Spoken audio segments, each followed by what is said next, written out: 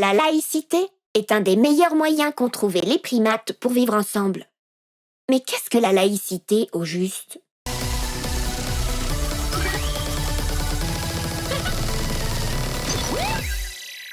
Bonjour les primates, ici Relly Bot. J'arrive tout doucement à la fin de mon enquête. C'est la larme à l'œil que je vais bientôt devoir vous quitter pour retourner à mon époque. Vos QI sous-développés et vos histoires à la noix de coco vont me manquer. D'un autre côté, on va bien se marrer avec mes amis numériques quand je leur montrerai comment fonctionnent vos cerveaux. Entre le fondamentalisme religieux, les théories du complot, les sectes et autres balivernes dont vous avez le secret, il y en a pour des heures de rigolade. Si on ajoute votre tendance à vous taper dessus à cause de toutes ces histoires, le sketch est complet. Cela étant, je dois bien admettre qu'une chose vous rattrape aux yeux de mes algorithmes. C'est votre capacité à dépasser vos propres limites. Je m'en suis rendu compte quand j'ai découvert ce que vous appelez la modernité. Faire du sacré quelque chose de privé et de l'universel quelque chose de commun est une idée de génie. Mais ce qui est encore plus génial, c'est le moyen que certains Homo sapiens ont trouvé pour que ça fonctionne. Ce moyen, c'est la laïcité. D'après mes calculs, il semble que ce concept soit typiquement français. Ailleurs dans le monde, on parle de sécularisation. La nuance est importante. La sécularisation, c'est le fait de se mettre d'accord pour que les croyances, notamment religieuses, ne fassent pas la loi pour tous. En régime séculier, on sépare donc les choses politiques et les choses religieuses. On offre aussi la possibilité de croire ou de ne pas croire. La laïcité va plus loin. Elle sépare le politique et le religieux. Elle offre la possibilité de croire et de ne pas croire, mais en plus, elle rend possible l'émancipation de chacun. Vous vous souvenez de l'émancipation? On a vu qu'être émancipé, c'est être soi-même. La laïcité ne se contente pas de dire aux citoyens qu'ils peuvent croire ou ne pas croire. Elle donne aux citoyens les moyens de croire en connaissance de cause ou de ne pas croire en connaissance de cause. La laïcité assure donc la possibilité pour chacun d'être soi-même. C'est 2 pas de plus par rapport à la sécularisation. Les régimes séculiers disent « Vous avez le droit de croire ou de ne pas croire ». La laïcité dit en plus « Je vous donne les savoirs pour choisir en connaissance de cause et je protège votre autonomie ». Pour le moment, je n'ai pas trouvé mieux pour votre espèce. On a ici l'équilibre parfait entre le droit de se raconter des histoires et le devoir de faire société en commun. Je pense donc avoir obtenu la réponse que j'étais venue chercher au XXIe siècle. Ça en valait la peine. Je vais pouvoir maintenant rentrer chez moi. Mais rassurez-vous, je vous dirai au revoir avant. À très vite les primates.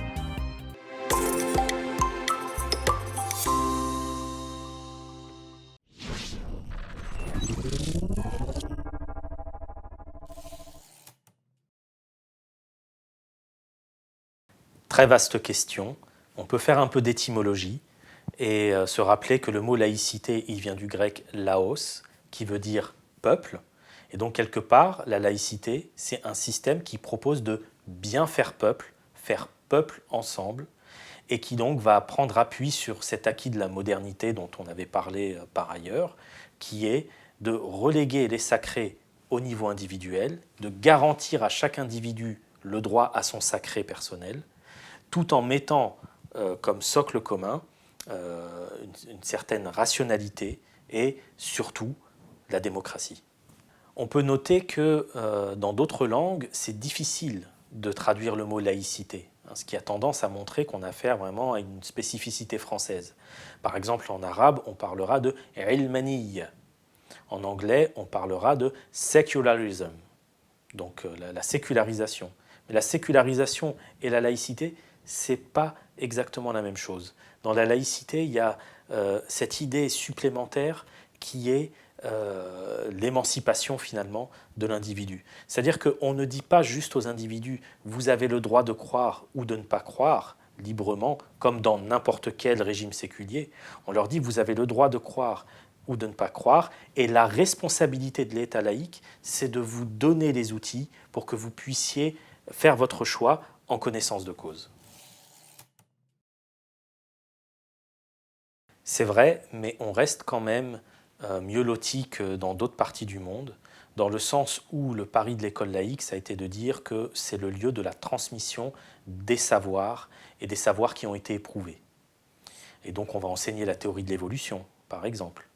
Dans d'autres pays, il y a des débats pour savoir si, au nom de certaines positions confessionnelles ou certaines positions de croyants, on doit vraiment enseigner la théorie de l'évolution. Il n'y a pas ce débat-là en France, par exemple.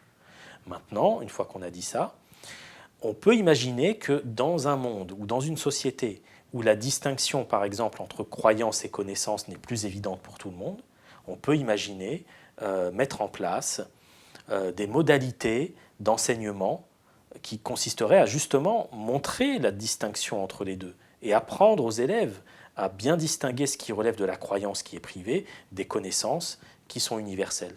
C'est pas entièrement fait à ma connaissance aujourd'hui, on pourrait imaginer se pencher un peu plus dessus. C'est-à-dire qu'en gros, pour moi, peut-être que l'un des défis à renouveler, ce n'est pas un nouveau défi, mais c'est un défi renouvelé pour l'école laïque, c'est de former, certes, de futurs travailleurs. On va à l'école pour acquérir des compétences qui vont nous permettre de faire des études pour acquérir un travail, mais aussi former des futurs citoyens. Et former des futurs citoyens, ça présuppose des individus qui soient capables de distinguer ce qui est privé de ce qui est public. Je pense que ce qui les gêne, c'est la religion dans sa dimension confessionnelle, métaphysique. Et effectivement, si on aborde à l'école la religion sous le prisme de la métaphysique, on va vers des difficultés qui sont indépassables. Mais si on comprend et qu'on fait comprendre que la religion est d'abord une forme d'activité humaine, qu'il y a des sociologues qui en disent quelque chose, qu'il y a des psychologues qui en disent quelque chose, qu'il y a des philosophes qui en ont fait aussi un objet d'étude pour la pensée, alors la religion fait partie de la chose publique dans sa dimension d'activité humaine. Et si elle fait partie de la chose publique dans sa dimension d'activité humaine, alors elle est parfaitement légitime à être abordée à l'école de la République, de la res publica, de la chose publique.